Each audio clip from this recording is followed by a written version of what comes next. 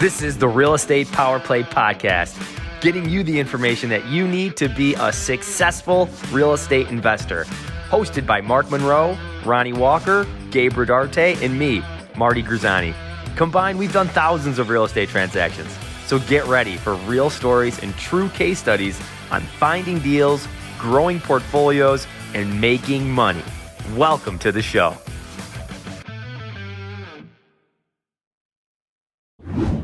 What's up, everybody? Happy Tuesday afternoon, morning for some that are in the central area.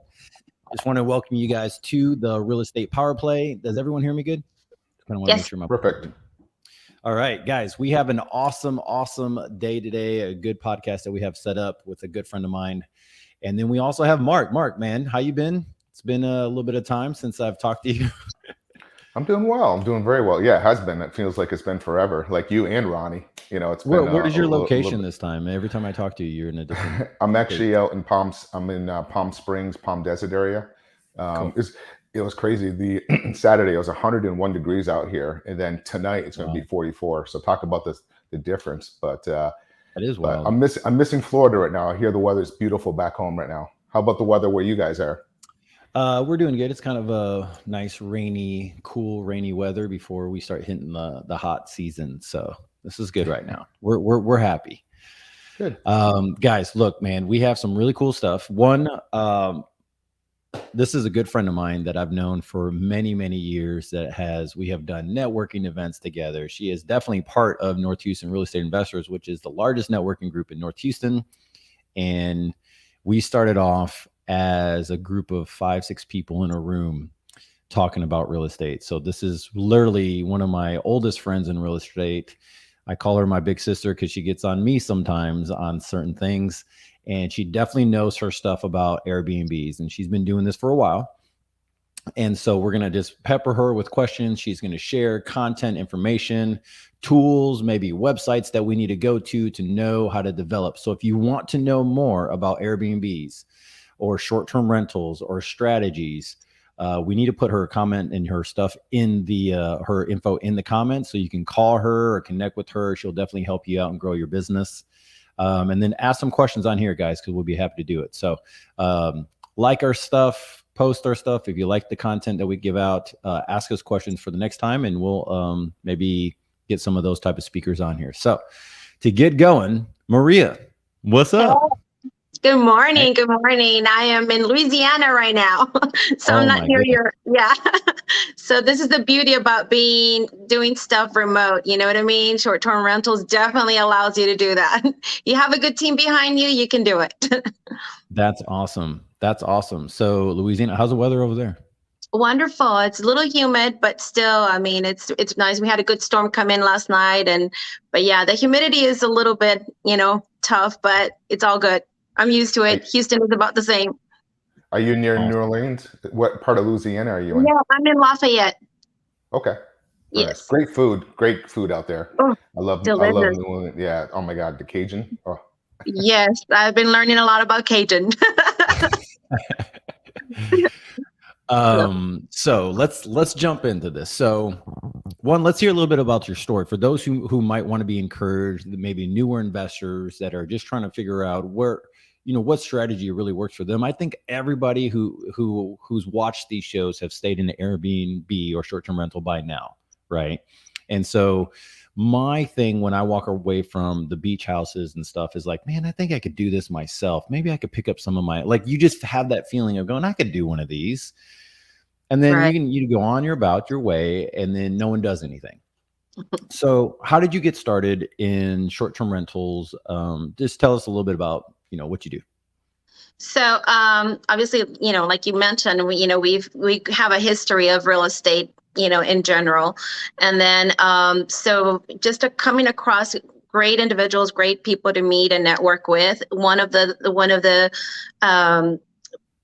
person that I met was they had Airbnbs and they were offering a class. So I was like, you know what, I've been staying at Airbnbs when I travel and stuff. And it, like you said, it sounds like an amazing thing. It's easy. Just put furniture and, start making some cash flow, right?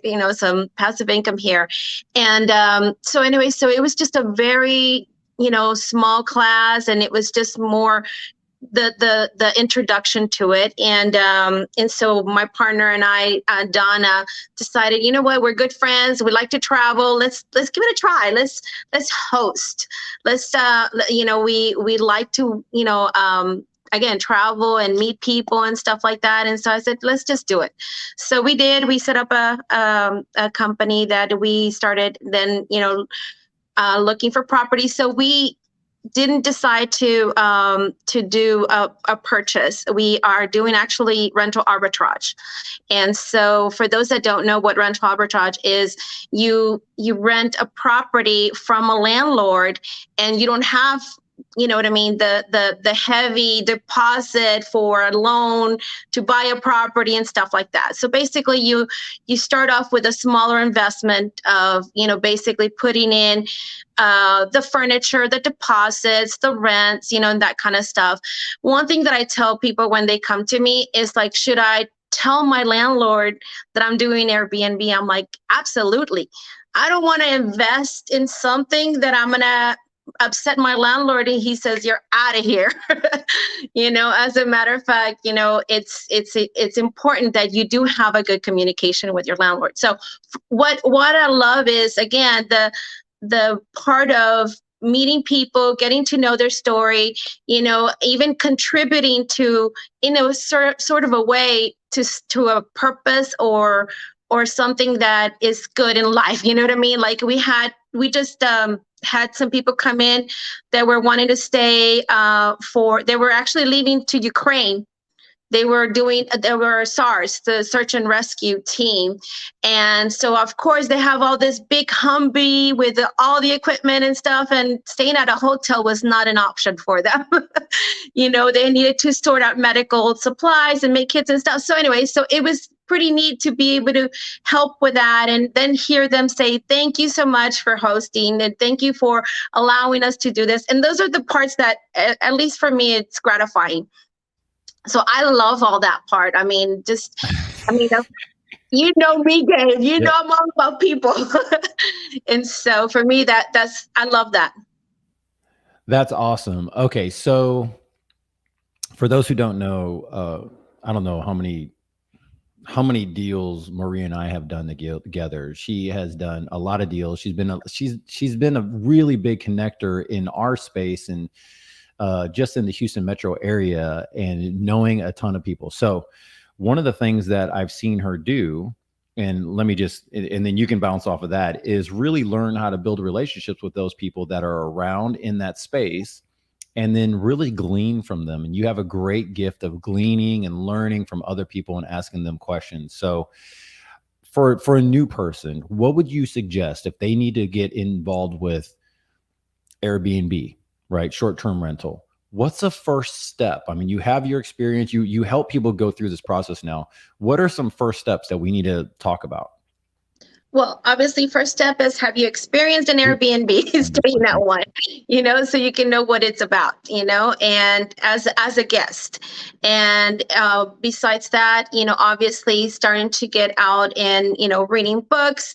There's a whole bunch of people online that offer free, introduction to Airbnb, free methods of starting. I mean, there's such a gamma of things of how you can start on Airbnb besides purchasing, besides doing rental arbitrage. I mean, you could do hosting, you could start a cleaning, all that kind of stuff that goes with it. But to me, the most important thing is start getting to know people that are doing it, you know what I mean? And find where can you set yourself to learn from someone that is already doing it or have an introduction to it.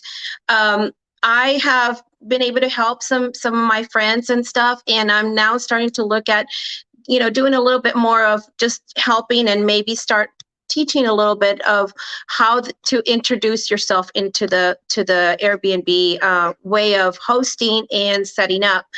And again, who you know, and getting to know yourself. What is it that you want to get out of it? What is your passion for, in doing something like this, and who do you want to cater to especially? Perfect. I have a question, if you don't mind. So when you're first starting out and you're looking at a property, like where do you find the properties? Where do you go? And then what kind of conversation do you have with the seller? And how do you know if that property's okay to do Airbnb and it's not like an HOA, kind of like, from the beginning stage, like because I don't do Airbnbs, but I do sandwich lease options. So I know it, but if I want to go through that process and kind of look at a home and see if it would be good qualified for an Airbnb, and then what kind of conversation you have with the seller. Right. The most important thing is definitely looking at the area you want to be. First of all, is it in an area that you live in, that you want to be nearby, or are you going to be doing this remote? Those are key things. You know what I mean? How is your team behind it? How are you setting up your cleaning? How are you setting up all this? Are you going to be remote? So where is the location? The location has to have amenities. Amenities meaning, you know what I mean? If you're going to be at a beach vacation home, obviously you have to have the services to be able to cater to that avatar.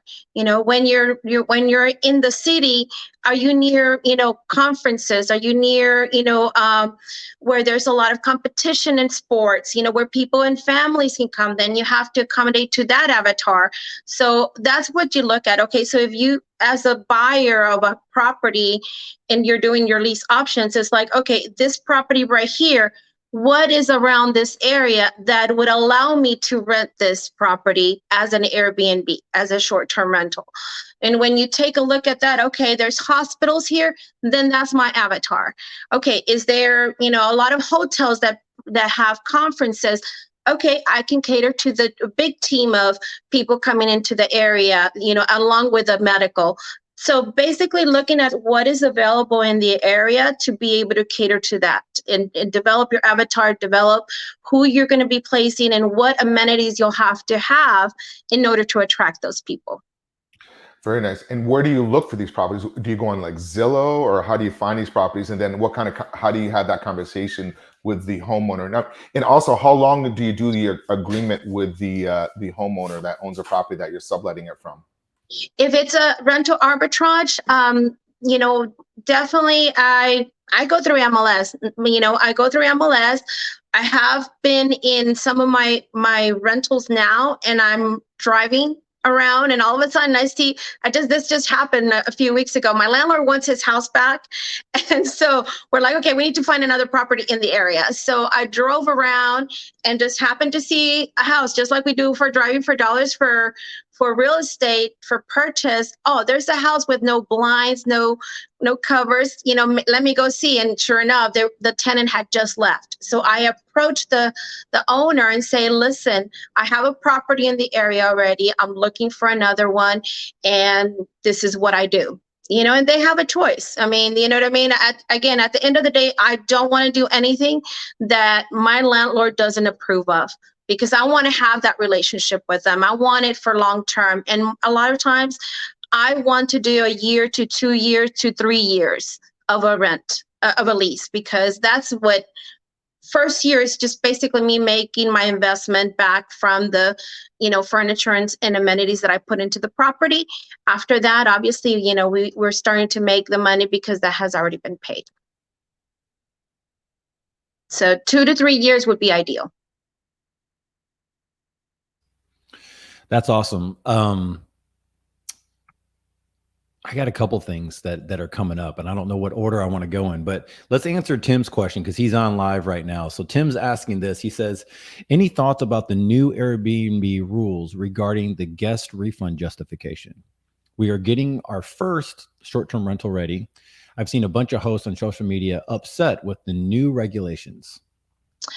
It's being proactive and setting everything in your rules, you know what I mean, so that you can avoid certain things.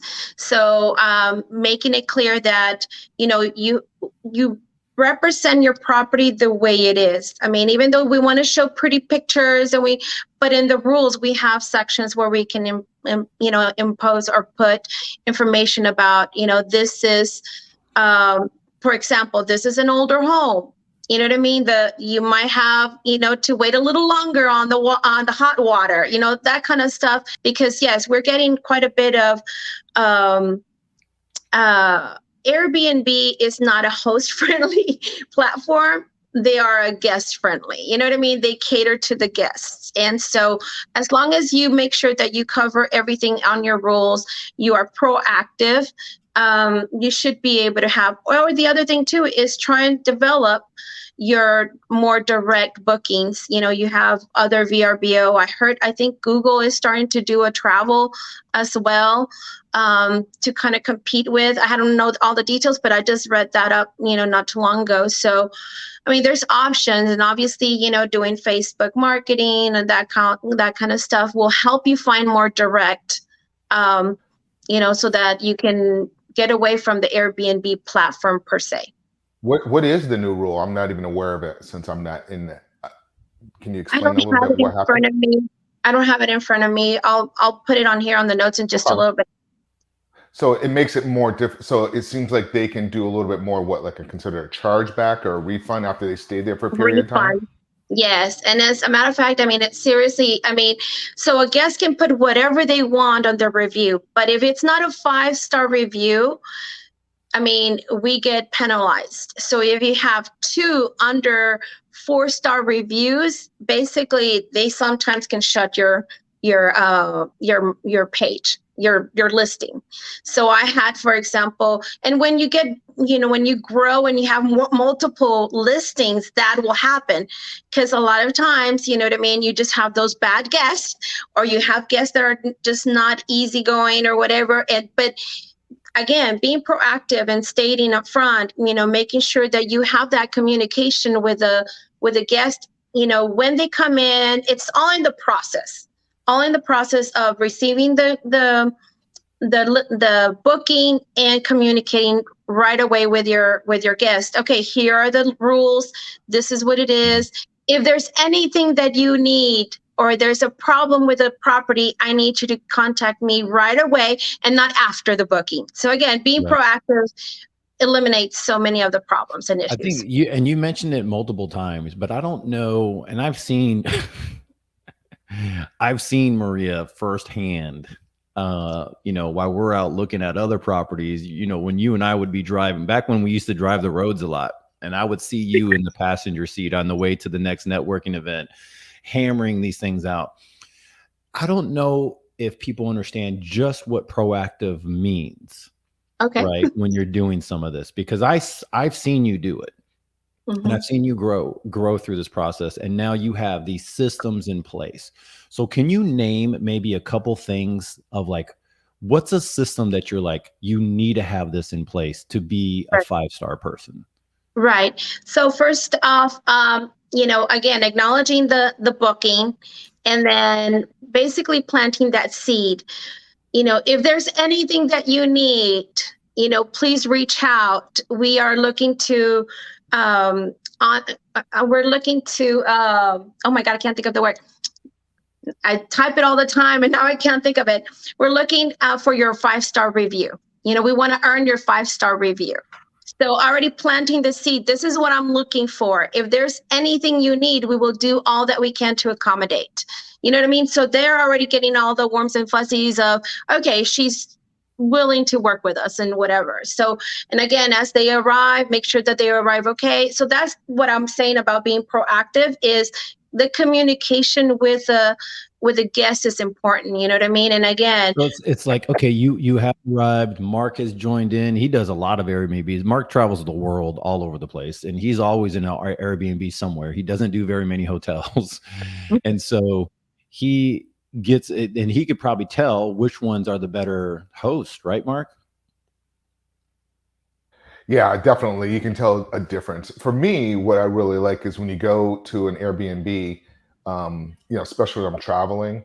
And one of the main reasons why I stay at Airbnb is because of the washer and dryer amenities. It makes it so huge. So especially if I'm staying in the area and I'm spending a week there, it makes it so much easier. Plus when we travel, we don't like to check luggages. We like to put it up above. So we tend to do a little bit more laundry. So it's easier to be mobile, especially when you're in Europe, you're jumping on trains. So that's why we really love the Airbnbs. And then we also love the location where you just walk out the door and you got all the restaurants and all the amenities right there. That's what we look for in our Airbnbs. And so far, every single one's been good. Sometimes, where we tend to be disappointed is where they don't provide like the soap for the detergent, where some Airbnbs, that's kind of where I'm looking at that's what I look at Airbnbs. But, that's one of the things we look for. And then the other thing that makes it convenient is sometimes they allow you to check in a little earlier, especially if you've been flying all night and you're taking a red eye, and they allow you to check in a little bit earlier. So that we look for those two things. But I love Airbnbs. I mean, I stayed at some phenomenal ones. Right. That's important. I mean, that's when in the initial greeting, I always put in there, if you're looking for an earlier check-in, we do allow a 1 o'clock check-in. I mean, there is a fee because many of times if I book a late check-in on the previous night and then an early check-in, I have to bring a team of cleaners. So, you know what I mean? It's all justifying. And like you said, providing the laundry, providing the basics in the kitchen is important. All that stuff is what makes and allows people to feel comfortable to coming in to an Airbnb versus a hotel. I mean, and of course, my avatar is more to a bigger group. So I have more of a family, bigger houses. I don't do apartments. Apartments to me are just too cheap and the turnarounds are too fast. And you know what I mean? It's just, and you're still, kind of might get into somebody partying in a 2-bedroom apartment, because there's a pool. So for me, what I cater to is the houses and families, people that come to conferences, more business like, and yes, we have washer dryers, we have basic amenities in the kitchen, cooking oil, olive oil, that kind of stuff, and they all love that. Coffee available. So all that is so important when you're looking at building. Again, just take a look at what you would like if you were to show up at an Airbnb, and those are the amenities that you would like to have is what people are looking for. And especially looking at the avatar you have, who are you catering to?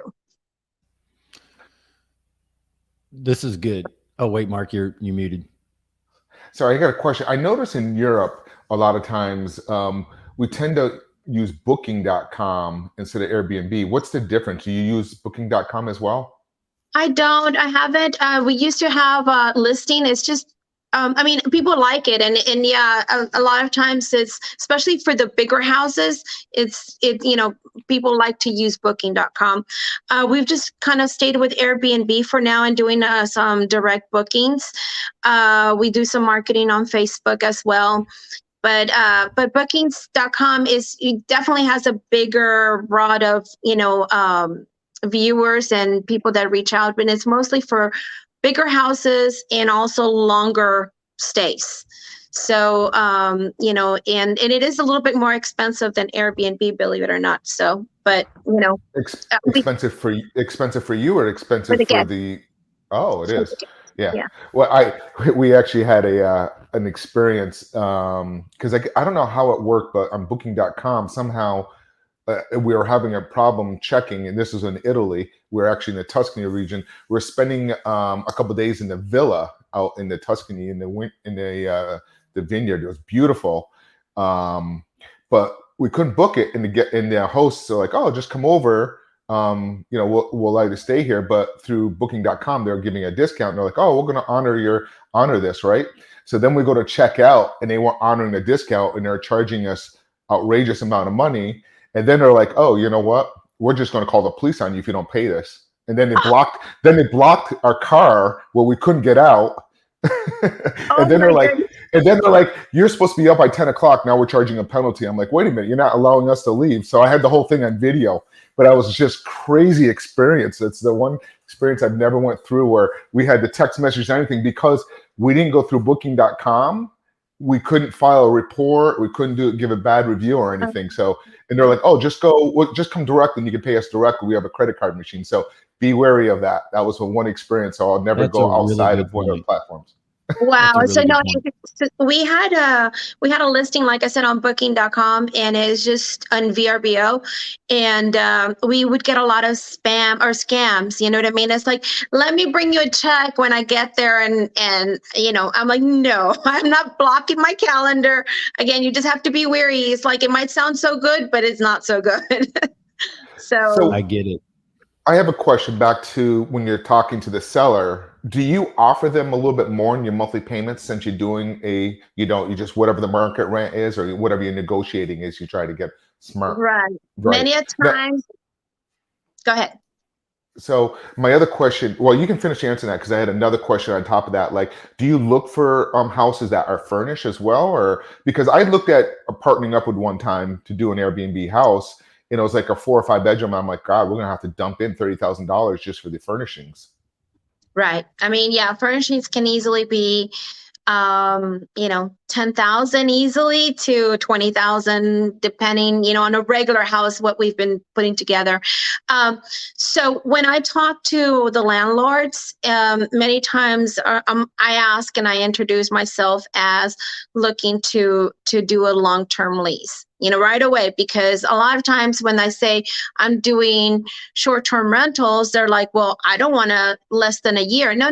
I want a contract with you for long-term, if possible, 2 years.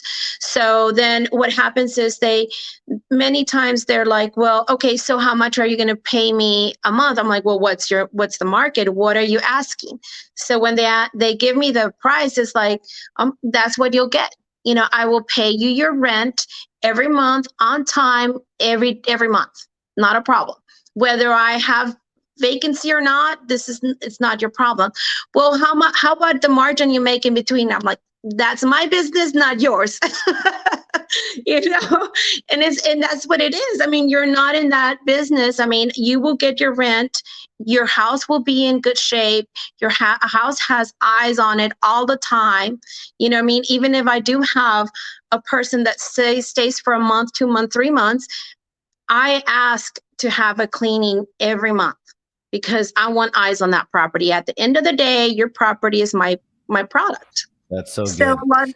So a lot of times that's how they're like, okay, well then let me take a look at it, but I don't usually look for furnished homes by the landlord, just because, more than likely it's going to be in the way, and it's not something that is in style or anything. I don't do luxury, homes or apartments. I'm sure that luxury homes would probably be different. If it was furnished, it would probably be good taste. But a lot of like the 3-4 bedroom houses that, landlord decides they don't want to move the furniture is usually not a good one. So I tend not to go find any that are already furnished. Okay, so we're getting into... This is good. Now, if you're just now listening to this and you're interested in doing this, we'll put Maria's contact information. Obviously, we don't know enough about this as far as Mark and I, because we're just asking her questions and she's just doing great. Looks like by the questions that are coming in, we're going to start answering some more of the technical type questions, like the numbers and stuff like that. So what are you getting insurance on these things? Yes, we have our own insurance up to $1 million, just to make sure that, that as kind of peace of mind for us ourselves as well as our landlord. And that's also a sell for my landlord to know that at the end of the day, their house is being also, insured from any damages, or up to $1 million. Now, if you're doing the bookings through Airbnb offers $1 million as well, but then you have to go through the process of them approving, if a something claim. does happen. Yeah, exactly. So yes, we do insure our properties. Again, just to have the peace of mind. We haven't had to, knock on wood, use any of it. I mean, that being proactive, meaning making sure that, you vet your guest in some sort of way, because sometimes you just have that feeling. It's like, okay, why are they only booking for one person and it's 14 people, to sleep, Right. and it's a True. pool house, Right. So those are the things that you have to kind of be aware. All right. So we have multiple questions from Cole. He's a good buddy of ours that does some investing in Dallas area. So he's asking, I'm guessing he's saying, like, as you're assessing some of these, what's your vacancy rate that you normally earmark for your analysis? So I tend to put 20% of vacancy, figure it in for my cost, just to be on the safe side. And I always look for, to profit, minimum 30%, but up to 40, 50 is obviously 40 could easily be done. But my minimum is 30. That's how I figure my analysis. Okay. So you're looking at the conservative side, worst case scenario, going, okay, worst case scenario. Yeah, I think this thing might work. Let's look at the positive. Let's look at the best case scenario. Oh, wow, this is really good. Right. Okay. So another question by him. This goes into some of the tools that you're using. He's mentioning AirDNA. Do you use AirDNA whenever you're doing your researching? Yes, we do use AirDNA. AirDNA gives you an analysis of what comparable into that area, what this home would possibly give you as an annual, gross income. So it's, it's pretty good. It's a pretty good tool to have, to be able to use, because then that gives you an idea. Okay. And then it also shows you the homes that they're picking up for that comparable. So that way you can compare your property to what you would need in amenities to be comparable to that property as well.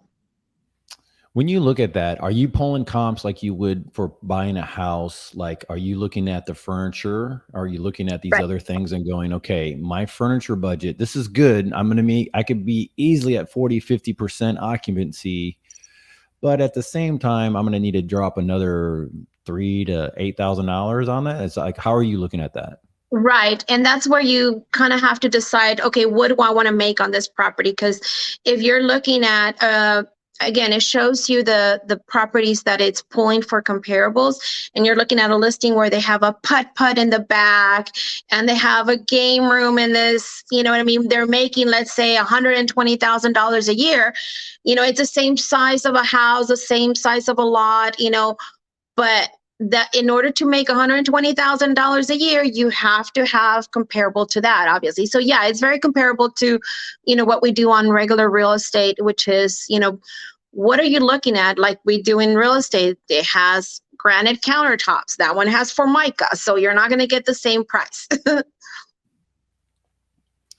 That's really good. I was going to ask, length of stay. You said sometimes you do longer term ones, or what is your main? We do sometimes. So the other thing that I do is also do corporate leases. So sometimes people will come and stay for either they're transferring from a place and their company's paying for it. So we do that, or that would be a direct booking. So again, you have to do your own marketing to try and get in with those companies. The other thing is putting in direct bookings with insurance, that sometimes, they'll have a client that their property got damaged. For example, with the freeze, we had several of those come in and needing a place to stay for 3 months. And so it's easy for us to do that direct booking with those people, and it doesn't have to go through the platform. One of the things I admire about what you do is, like I said, you have an ability in your team to, one, you have the systems and stuff in place that's needed to do this, but you're also always looking for that next lead, I guess you could say, and making sure those relationships are nurtured through, like you said, the corporate and insurance.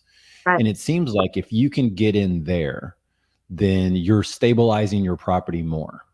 Right. Right. So like, give us a little bit of a strategy of how did you get into doing that? Like, did you just figure that out somewhere and going, this is a better idea, or how does that work?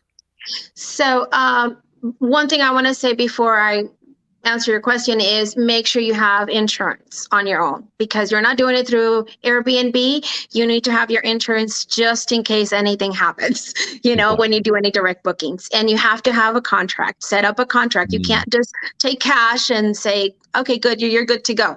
So again, just like in anything, do your due diligence, do your contracts, and set them up to make sure that you're not going to have a problem later having them exit the property.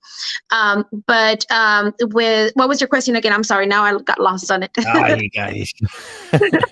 What was the question? Oh, the one about how you're building these relationships with some of these corporate places and insurance, and like, these people that do claims or whatnot. I mean, it happens. So how do you get into that?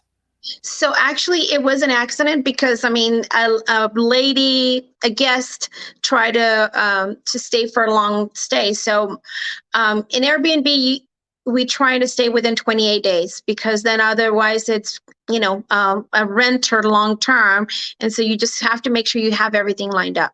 So anyways, this lady wanted to stay, and so she just mentioned that there was that her insurance was going to pay for it. So either way, we normally with Airbnb are not allowed to do direct, either before an actual booking, to give out our phone numbers. As a matter of fact, they'll block it. An email won't work. You know what I mean? And so this lady was creative, and she sent me her phone number in like different ways, and so contacted her and then got a hold of the insurance company and we were able to set it up. So then from that one long booking with this lady, I kind of thanked the agent that represented her, sent her a gift, and so now we've establishing that relationship. Now we have more business with her. So now, yes, now I know that I can do marketing, call some of the other corporate companies that do corporate lease to be able to just offer my services of my homes within our area. I have a question. That's phenomenal. That's good information. It's all about networking, and we always talk about this on all of our shows. Is networking is the key to grow your business. Network. You mentioned your team quite a bit. Like, tell us a little bit. Like, what's that look like, and how do you find the cleaning people? Do you use VAs to handle the bookings? Give us a little insight on that. So I'm a very hands-on person. It's not that I think that I can do it better than anybody else, but I just usually like to do it. So I do quite a bit of the online stuff, the process of bookings, people booking and stuff like that. But I do have a team for my cleaners, and it's just, cleaners are tough to find, to be honest with you. And again, it's so important to have the right people with you and treat them well so that they can stay with you. And I just, I've gone through several cleaning companies, and it's just such a big demand nowadays. I was able to find somebody that is reliable now, and I'm starting to give her a little bit more to do, and again, just kind of training them. And I'm like, eventually we're going to have to train somebody else, and it's just kind of developing more and more into her bringing in more people to help out as well. So that's on the cleaning. The handyman, having handyman on available to you, that's also important. And then of course my partner Donna does a lot of in between her and I, and it's just right now we only have 3 units that keep us busy. And actually, like I said, we started more like a on the side kind of thing, but I've really loved the Airbnb, and she has her own property as well. So we're just developing, well as it is right now. I mean, we had challenges. Everybody had challenges last fall in bookings and vacancies, but things have picked up again. And again, just having the right team especially with cleaners. That's your bread and butter. You have to have good cleaning team so that the property is presentable and you can have good reviews. Because at the end of the day, again, if we don't get a 5-star review, it's not good enough. It's not good enough. What is, let's go into some of the numbers, because you're not doing this just because you like to host people. All right. So what's the fun side? I know you have fun. I know that you're a hospitable person. I swear that, Maria would have 3 or 4 hotels if she really chose to, really wanted to. They'd be in resorts and she would be awesome at it. But what are some of the numbers on these things? Like, okay, we're going to drop money. We're going to spend some money on the furniture, right? Mm-hmm. What's the positive stuff? This is exciting because I've heard some of the stuff that you're saying. I'm like, wow, that's my whole year of rent for some of my properties. Right. So again, it's when peak season, obviously you're making amazing. So you have to budget yourself, obviously, you know what I mean? It's like anything in sales, right? The averages, right? I mean, it's you'll have those months where it's a little low, but you have the peak season that's going to bring you up. So if I'm figuring that, I need to make at least 30% minimum in my low months, I can make 40, 50, 60%, on the amazing months, you know what I mean? And it's all about being diligent on changing your prices, being active in, your bookings, again, being a good host, all that, so that you can make your margins really well during the high peak season. And again, in the not so peak, being creative in finding those long-term stays so that you can still make good money, because even with those, we did amazing. I mean, we booked last year was August, September, October. Those were really not so good months. I mean, everybody was complaining about vacancies. A new wave of coronavirus hit, and it was just, nobody wanted to go out anymore, and traveling was halted and all that stuff. But, in doing that, I already know what my good months are for the summer on these houses.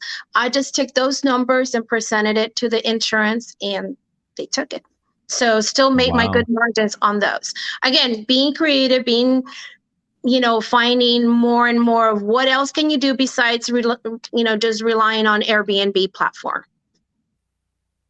But yeah, margins can be amazing. I mean, again, summers, 60% margin. I mean, for example, the pool house, we made $12,000 in earnings a month, for those months, and that's, and then on the other house, because they're smaller, we made, for example, $9,000 in earnings. It's only a 3-bedroom, 2-bath house. So it's just, again, getting creative. If you really think about it, Mark, what do you think on some of that, dude? I'm a big fan of arbitrage.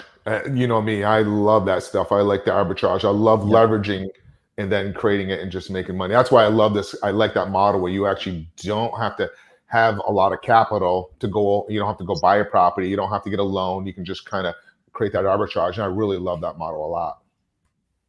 Yes. And you can always leave the property, you know what I mean? If after your 2 years, it didn't turn out to be such a great thing, or you can, you pay to get out of your lease, beforehand if it's not working out, and you're not a long-term commitment of, I have to sell this house, or I have to find a renter, which is not going to pay me the same amount if you pay too much for the house or whatever. It's just an easier thing to get in, take a look at it. I mean, you can always then, reach out to the landlord, and say, hey, do you want to sell the property? Well, as I'm paying you rent, let's talk about buying it in a few years or something like that. If it makes sense for that property. What's crazy? I want to just do a quick story about Airbnb. So my other half sister lives out here in Palm Desert, and she bought her home for 135,000, I think, about I think 14 years ago. And because they're allowed Airbnbs, her neighbor's house went on the market and sold for 1.2 million. It had a pool, and it was an Airbnb. They went and bought it, so she went and put hers on the market. Within a week, she ended up. It didn't have a pool, but it had. It was a larger home, so she went and put it on the market. She got 1,010,000, and now, but they wanted her out in 10 days because of where she's at. They had, I guess, is it Stagecoach? You ever heard of that Stagecoach concert they have out there? It's that big thing, and then some big But anyways, I guess they get $1,000 a night, and it's like 2 weeks of this. So they're like, okay, we want you out in 10 days. And they purchased it furnished as is. And she got over $1 million for it. So she's like, all right, I'm taking that capital, going to buy a brand new house, build the brand new house at Lennar, twice the size for $609,000 because they allowed an Airbnb. It's like close to Indian Wells, for the tennis tournament. So it's a key area. So I was just shocked, like the amount of money people are just throwing into the Airbnbs, and as you know, 20% of homes out there being purchased are by companies, the Airbnb model, and then some of these hedge funds, for the rentals. Right. And it's so important that you said that, they were asking for a particular time because they wanted to take advantage on those particular days. So for example, something I learned, our landlord wouldn't allow us to get in before June of last year on our pool house. So guess what happened? We missed the 4th of July weekend. That was easily probably $1,200 that we didn't make, on 2 days, for example. So yeah, very important when you get into the properties, what is going on in the area so that you can take advantage of, those up prices on those particular days. That's what I was going to ask is how often are you adjusting your price, or you use one of those metrics programs? I know there's some of those that are out there that can help you adjust your price for the area. Can you help with that? Because that's the part for me that just is almost too, that's the part for me that I'm going, I don't know if I have enough time to research. Right. We use Price Lab. So Price Lab, does adjust the prices. Is that an app or what is that? No, it's a service. So you pay, I can't think it's like $9 per listing or something like that a month. Like pricelab.com or something? Pricelab.com. And so it'll pick up all the, comps in the area and stuff and just kind of give you an average. You put your perimeters. Obviously, you have still control over it. But the thing with Airbnb platform is you can't just set it and forget it. You know what I mean? You have to constantly be doing something because the algorithms are always needing to be stimulated and get going. You know what I mean? So I'm always on the Airbnb platform, changing a picture, moving a picture, adding words, changing the prices, adding discounts at the last minute. So all that is on the price strategy form that you need to kind of learn and educate yourself of. I got a question. If you don't mind, just maybe do a quick minute of what kind of tools that people are, when they get into Airbnb or the short-term rentals, what are the different tools that everybody should do? And so we can kind of drop some of this into the chat for everybody. So, for example, like I said, AirDNA is a good one to be able to run your comps. A Price Lab, and we use oh my gosh, what is the name of it? It used to be I don't have it handy. Smart. Darn it, I can't remember. I'll put it on here because I can't remember right now. They were one company and then now another. So basically, when you booking comes in, it'll reply automatically. So that way, Hospitable, that's what it was. Hospitable, we use Hospitable. So that can show on the algorithms that, you are fast at responding because Airbnb collects that information as well to be able to pick up on the algorithms. And Smart B&B Hospitable? Yeah. Mm-hmm. Is that hospitable.com or something? It used to be at Smart B&B, and I think it's now Hospitable. Okay, cool. Yeah. So, what else? I mean, of course, and always educate yourself. I mean, there's so much information on YouTube. Find yourself a mentor. We have a mentor that, we have. So we're always learning new things and new strategies, adding, finding out what are the new things that Airbnb's offering. Again, just education, network with people that are doing, Airbnb. It's just a matter of everything is I want people to see the part of how, when people look at their first Airbnb, remember whenever you were first in it, heads over heel, you're in it. How do you get to go on a vacation to Louisiana for half a month? And you don't have to show up anymore. And what is that growth? And we're about to come to a close. So I just kind of want to encourage those who are looking at doing it that they don't have to be there every day. Right. Again, having a good cleaning crew, having a handyman, having somebody that can, you know, do stuff for you while you're not around if you don't want to do it at all. You know what I mean? Just have somebody on your staff where your team that is available to do those things. For example, that the guest needs something right there and then. Well, you already offered to do anything you can to earn that 5-star review, then you need to have the people to do that for you. Got it. And then, of course, like I said, everything else is done through remote, through the Airbnb platform, the Price Lab and all that stuff is amazing that you can just go put yourself a reminder in the morning, do that in the morning before your day starts, or, but just everything is done, is doable. At the beginning, it was hard because, we were thinking we weren't going to be able to make enough money, but you have cleaning fees that you collect from your guests that are directly from there, so you can make this work. Especially work remote. It's amazing. How many more would you get before like things really have to change? Because I know you do a lot of different stuff, because you're just amazing and you do a lot of stuff. So are you looking at picking up like 10, 15, 20, maybe 3 or 4 more? You're doing a pretty good lifestyle. Well, definitely, I definitely want to do 3 more here within the next year or so in Lake Conroe, starting with my own home since I'm spending so much time in Louisiana and it's in Lake Conroe. So yeah, definitely. But those would be of my own. Right now, I'm still with my partner on the other ones, and we're still looking for more properties actually for our business on the site. But being closer to Lake Conroe, those are where I want to find some more for myself. And again, I don't want to do the managing. I'm looking to transfer this to a managing company as well. So you can always do that, you know what I mean? And just pay a fee for having somebody handle all of your Airbnb. So you can be an off hands, Airbnb host, so that's cool. A possibility. That's cool. Mark, you got anything before we wrap up? No, this has been amazing. I can't thank you enough. I've actually learned quite a bit of stuff on this too. So thank you so much for sharing. And you convinced Mark. Mark loves arbitrage. He loves lease options. He's already in it, so he does a lot of lease options, Maria. And we actually talked about that our last show. And now he's probably going, how much more money can I make? Yes, definitely.